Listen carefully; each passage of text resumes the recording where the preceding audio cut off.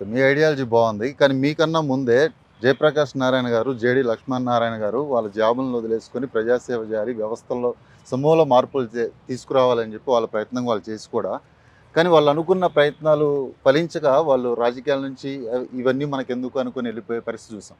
అవన్నీ చూసి కూడా మళ్ళీ నేను మార్చగలను అనే నమ్మకం ఎలా అవుతుంది? ఇప్పుడు ఒకటి అండి. ఏ పని జేయాలన్నా గానీ, ఒక సంవత్సరంలో గాదు, హ్మ్. ఒక 5 సంవత్సరాలలో గాదు, ఒక 10 సంవత్సరాల్లో గాదు. ఒక వ్యవస్థలో ఇంత పెద్ద వ్యవస్థలో మనం మార్పు తీసుకురావాలనంటే, మనకి కన్సిస్టెన్సీ ఉండాల. హ్మ్. మనము ఒకరోజు టార్టాయిస్ విన్స్ ద రేస్ అని జెప్పేసి. ఒక సంవత్సరంలో ఒక రోజులో రాబిట్ అనేది చాలా బాగా పరిగెత్తగలదు. కానీ రేస్‌లో విన్ అయ్యేది మాత్రం టార్టాయిసే.